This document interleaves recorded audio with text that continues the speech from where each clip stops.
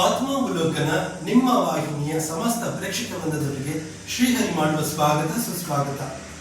ಆತ್ಮೀಯರೆಲ್ಲರಿಗೂ, ನನ್ನ ಇಷ್ಟ ಬಂಧು ಮಿತ್ರರೆಲ್ಲರಿಗೂ, ನನ್ನ ಇಷ್ಟ ಸಹಪಾಠಿಗಳೆಲ್ಲರಿಗೂ, ಶ್ರದ್ಧಾಳುಗಳಿಗೂ, ಒಂದು ರೀತಿಯ ಜಿಜ್ಞಾಸುಗಳೆಲ್ಲರಿಗೂ ಕೂಡ ಈ ಒಂದು ವಸಂತ ಋತುವಿನ ಚೈತ್ರ ಮಾಸದ ಯುಗಾದಿ ಹಬ್ಬಕ್ಕೆ ಹಾರ್ದಿಕ ಶುಭಾಶಯವನ್ನು ಕೋರುತ್ತಾ, ಹಿಂದಿನ ಕ್ರೋಧಿನಾಮ ಸಂವತ್ಸರ ಕಳೆದು ಇವತ್ತಿನಿಂದ ವಿಶ್ವ ವಸುನಾಮ ಸಂವತ್ಸರಕ್ಕೆ ಕಾಲಿಟ್ಟಿದ್ದೇವೆ.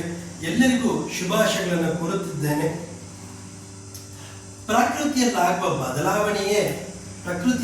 ಬದಲಾವಣೆಯನ್ನೇ ಹೊಸ ವರ್ಷ ಎಂದು ಪರಿಗಣಿಸಿ ಆಚರಿಸುತ್ತಿರುವುದುಂಟು. ಚುಮು ಚಳಿ ಕಳೆದು ಹೊಸ ಚಿಗುರಿನ ಹೊತ್ತ ವಸಂತ ಋತುವಿನ ಚೈತ್ರ ಮಾಸವು ಬರುವಂತ ಯುಗಾದಿಯು ನಮ್ಮ ಭಾರತದ ಜನಪದಕ್ಕೆ ಒಂದು ರೀತಿಯ ಹೊಸ ವರ್ಷದ ಹೊಸ ಪರ್ವ, ನವಪರ್ವ ಅಥವಾ ಉಲ್ಲಾಸದಂತಹ ಒಂದು ನಾಂದಿ ದಿವಸ ಅಂತ ಹೇಳಬಹುದು. ಕ್ರೈಸ್ತ ಸಂಪ್ರದಾಯದ ಪ್ರಕಾರ ಜನವರಿ 1ನೇ ತಾರೀಕು ಕೂಡ ನಮಗೂ ಕೂಡ ಅದು ಹೊಸ ವರ್ಷವೇ. ಅದರಲ್ಲಿ ಇನ್ನೊಂದು ಮಾತಿಲ್ಲ. ಹೊಸದು ಯಾವುದಾದರೆ ಏನಂತೆ, ಬಿಗಿದಪ್ಪಿ ಆಚರಿಸುವುದರಲ್ಲಿ ನಾವು ಪರಿಣಿತರು, ಆಚರಿಸುವುದರಲ್ಲಿ ನಾವು ಮೊದಲಿಗರು. ಈ ಹೊಸ ವರ್ಷದ ಯುಗಾದಿ ಎಂದು ಕೃಷಿ ಆಧಾರಿತ ಧಾರ್ಮಿಕ ಚಟುವಟಿಕೆಗಳಲ್ಲಿ ನಾವು ತೊಡಗಿರುತ್ತೇವೆ. ಕ್ರೈಸ್ತರ ಆ ಹೊಸ ವರ್ಷದಂದು ಸಂಪೂರ್ಣ ಒಂದು ಉಲ್ಲಾಸದ ಸಂತೋಷ ಕೂಟಗಳಲ್ಲಿ ತೊಡಗಿರುತ್ತೇವೆ.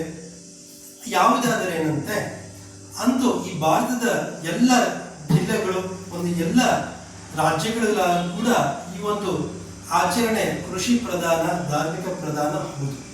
ಕೇರಳ, ಕರ್ನಾಟಕ, ತಮಿಳುನಾಡು, ಪಶ್ಚಿಮ ಬಂಗಾಳ, ಒರಿಸ್ಸಾ, ಆಂಧ್ರ, ಜಮ್ಮು ಕಾಶ್ಮೀರ ಎಲ್ಲದೂ ಕೂಡ ಇದೇ ಪ್ರಧಾನ. ನಮ್ಮ ನೆರೆ ರಾಜ್ಯದಂತ ಕೇರಳದಲ್ಲಿ ಈ ಹೊಸ ವರ್ಷವನ್ನ ವಿಶು ಅಂತ ಹೇಳಿ ಆಚರಿಸಿದರೆ, ತಮಿಳುನಾಡಿನಲ್ಲಿ ವರ್ಷ ಬಿರುಕು ಎಂದು ಆಚರಿಸುವುದುಂಟು. ಬಂಗಾಳಿಗರು ನವವರ್ಷ ಅಂತ ಹೇಳಿ ಚೈತ್ರ ಮಾಸದ ಮೊದಲ ದಿನವನ್ನು ಕರೆದು ಆಚರಿಸಿದರೆ, ಜಮ್ಮು ಕಾಶ್ಮೀರದಲ್ಲಿ ನವರಹ ಅಂತ ಹೇಳಿ ಈ ಒಂದು ಚೈತ್ರ ಮಾಸದ ಮೊದಲನೇ ದಿನವನ್ನು ಕರೆದು ಆರಾಧನೆ ಮಾಡುವುದುಂಟು. ಕರ್ನಾಟಕದಲ್ಲಿ ಯುಗಾದಿ ಎಂದೇ ಪ್ರಚಲಿತದಲ್ಲಿರುವ ಈ ಒಂದು ಹೊಸ ವರ್ಷದ ದಿನವಾದಂಥದ್ದು ನಾವೆಲ್ಲರೂ ಕಂಡಿರತಕ್ಕಂಥದ್ದು.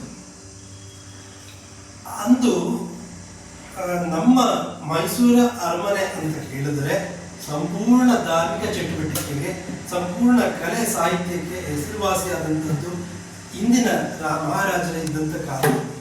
ಇವತ್ತಿನ ಕಾಲಘಟ್ಟದಲ್ಲಿ ನಮ್ಮ ಜನಪ್ರತಿನಿಧಿಗಳಾದಂತಹ ಒಂದು ರೀತಿಯ ಸರ್ಕಾರ ಸಂಪೂರ್ಣ ಅಲ್ಲಿ ಸಂಗೀತಮಯ ಆಚರಣೆಯನ್ನು ಕಿತ್ತುಕೊಂಡು ಸಾಕಷ್ಟು ರೀತಿಯ ಚಲನಚಿತ್ರ ಕುಣಿತಕ್ಕೆ ಅದನ್ನು ವೇದಿಕೆಯಾಗಿ ಬಳಸಿಕೊತಿರೋದು ಒಂದು ರೀತಿಯ ದುಃಖದ ಸನ್ನಿವೇಶ ಅಂತ ಹೇಳ್ಬೋದು.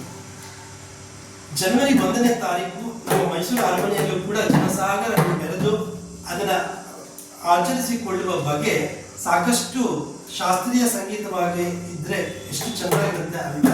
ಕರ್ನಾಟಕ ಶಾಸ್ತ್ರೀಯ ಸಂಗೀತಕ್ಕೆ ಮಳೆ ಬರಿಸುವ ಶಕ್ತಿ ಇದೆ ಅಂತ ಹೇಳಿ ಹಿಂದೆ ಎಲ್ಲರೂ ಕೂಡ ನಂಬಿ ಬಂದಂಥದ್ದು ಕೂಡ ಹೌದು. ಅದೇನೇ ಆಗಲಿ, ಈಗಲಾದರೂ ಮೈಸೂರು ಅರಮನೆಯ ಕಲಾ ವೇದಿಕೆ ಸಂಪೂರ್ಣ ಸಂಗೀತಮಯ ಆಗಿರಲಿ ಅಂತ ಆಶಿಸುತ್ತಾ, ಈ ಒಂದು ಹೊಸ ದಿನದ, ಈ ಒಂದು ಹೊಸ ವರ್ಷದ ಉಲ್ಲಾಸಮಯವಾಗಿರಲಿ. ಈ ಒಂದು ವಿಶ್ವ ವಸು ಸಂವತ್ಸರ ಎಲ್ಲರಿಗೂ ಮಂಗಳವನ್ನುಂಟು ಮಾಡಲಿ. ಎಲ್ಲರೂ ನನ್ನ ಇಷ್ಟ ಮಿತ್ರಗಳಿಗೆ, ಬಂಧು ವರ್ಗದವರಿಗೆ ಅವರವರ ಸಂತೋಷ ಅವರಿವರಿಗಾಗಲಿ, ನಿನ್ನ ನೆನೆಯುವ ಸಂತೋಷ ನನಗಾಗಲಿ, ಪುರಂದರ ವಿಠಲ ಅಂತ ದಾಸರ ಹಾಡಿದ ಹಾಗೆ ಅವರವರ ಸಂತೋಷ ಅವರವರಿಗೆ ಅಂತ ಹೇಳುತ್ತಾ, ಈ ಒಂದು ಕಾರ್ಯಕ್ರಮ ಸೊಗಸು ಅನ್ನೋದನ್ನ ನಾವು ಮನದಟ್ಟು ಮಾಡಿಕೊಳ್ಳಬೇಕಾಗಿದೆ.